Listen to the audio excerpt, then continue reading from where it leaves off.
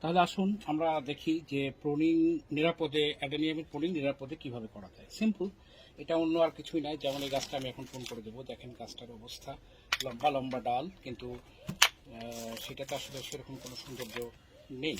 তো সুতরাং এটাকে যদি আমি প্রুন করতে চাই, তাহলে এখন আমি কীভাবে প্রুনিং করছি সেটাই আপনারা দেখবেন। নাথিং, আর কিছুই না। যে টুলসটা আপনি নেবেন সেটা ডিসইনফেক্ট হতে হবে। আমি এখন ডিসইনফেক্ট এই মুহূর্তে নাই, আমি আগুন দিয়ে করে নেব, এটা ফ্লেম দিয়ে করে নেব। জাস্ট এটাকে আমি একটু জীবাণুমুক্ত করে নিলাম, নাথিং এলস। তো করার পরে এখন যে কাঠটা আমি দিব, এটা আমি সমান দেব না, এভাবে সমান্তরাল দেব না, একটু স্লপি করে কাঠটা দিব, যাতে করে এই মাথাটায় কোনো পানি ধরে থাকতে না পারে। এখানে মনে রাখবেন যে যদি ডালের মাথায় পানি জমে তাহলে ডালটাতে পচন ধরবে, এবং এটা পচন ধরে আস্তে আস্তে এমনও হতে পারে যে নিচ থেকে নেমে গোটা গাছটাকেও নষ্ট করে দিতে পারে। তো আমি এখন এই জাস্ট এইভাবে একটু স্লপি করে কেটে দিচ্ছি। যদি আপনারা খেয়াল করেন যে এটা স্লপি আছে, এইরকম সমান থাকলেও এখানে অর্থাৎ কোনো পানি ধরবে না। ওকে, এই কেটে দিলাম।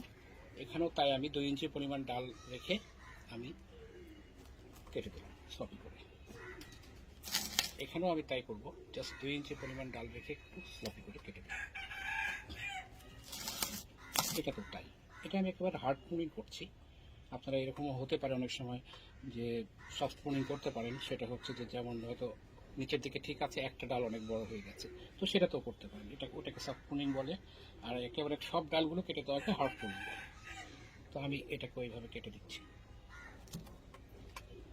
ওকে, তাহলে দেখতেই পাচ্ছেন যে আমি এইটাকে সুন্দরভাবে সব দিক থেকে কেটে দিয়েছি। এই ডালটা এখন ভেবে দেখেন, উইদিন 2 মান্থস এখান থেকে আমি অ্যাটলিস্ট 2টা এবং 3টাও পেতে পারি, এখান থেকে 2টা পাবোই, 3টাও পেতে পারি। এই যে যখন এই 4টা ডালে যদি 12টা ব্রাঞ্চ আসে, তাহলে কিন্তু এটা একটা ছাতার আকৃতি নেবে, এবং আমাদের উদ্দেশ্য তাই।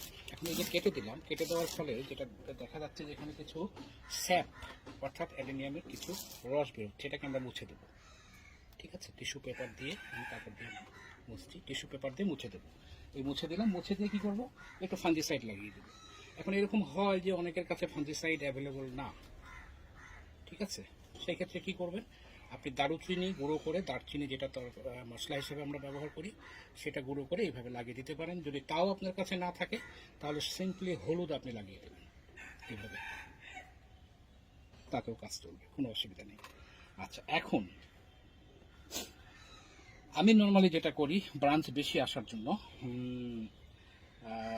সেটা আমি আপনাদের সাথে একটু দেখাচ্ছি। এরকম পলিথিন আমি আসলে বেশ কিছু নিয়ে রেখেছি, আমার প্রুনিংয়ের সময় যখনই দরকার হয় আমি এটাকে উল্টো করে নিয়ে এই ডালটাকে আমি আসলে ঢেকে বেঁধে দেব, আর কিছু না। এবং এটা বাঁধলে কী সুবিধা সেটাও আমি আপনাদেরকে বলছি। বেঁধে নিয়ে আগে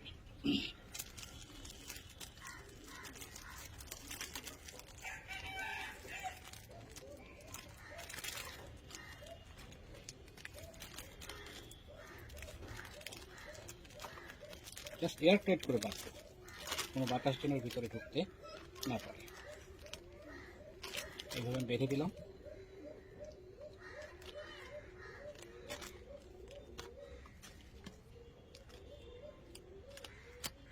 আচ্ছা, বেঁধে দেওয়ার পরে কি করব, এটা একটু বড় আমি দিয়েছি, এইটাকে আমি আরেকটা বাটন দিয়ে দেবো। তাহলে দেখেন একটা জিনিস কি, এখানে একটা বেলুনের মতো হয়ে থাকবে এবং এখানে বাতাস থাকবে। এটা একটা মিনি একটা গ্রিন হাউসের মতো একটা সাপোর্ট ওই ডালটাকে দেবে।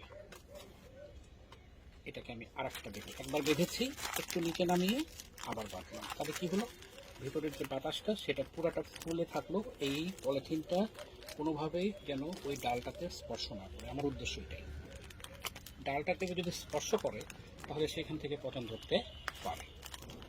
এইভাবে বেঁধে দিলাম।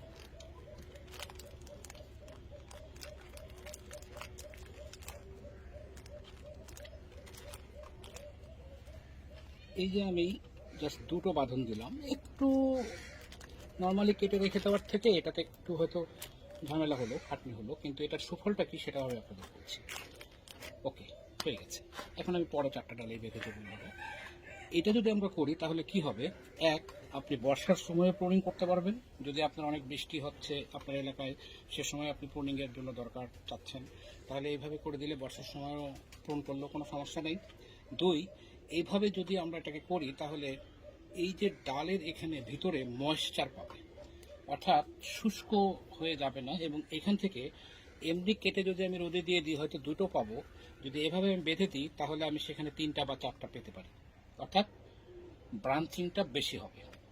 ওকে, তাহলে এটা একটা। আর যদি আপনার কাছে এটা ঝামেলা মনে হয়, নো প্রবলেম, আপনি এইভাবে এটাকে দিয়ে দিলেন। যদি বর্ষা না হয় সিম্পলি আপনি রোদে দিয়ে দিলেন, আর যদি বর্ষা থাকে তাহলে উপরে আপনি সুপার গ্লু দিয়ে আঠা দিয়ে মুখগুলো সিল করে দিতে পারেন, সিল করে আপনি রোদে দিয়ে দিলেন।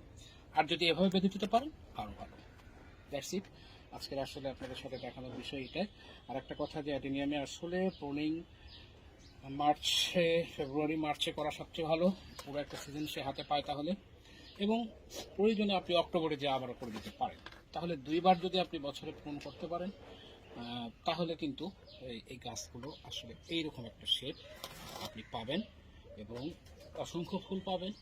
প্রুন যত বেশি করবেন এবং আপনার সেখানে ফুল পাওয়ার সম্ভাবনাও অনেক বেশি বেশি আকারে আপনার থাকবে। তো আশা রাখি বিষয়টা আমি আপনাদেরকে বোঝাতে পেরেছি।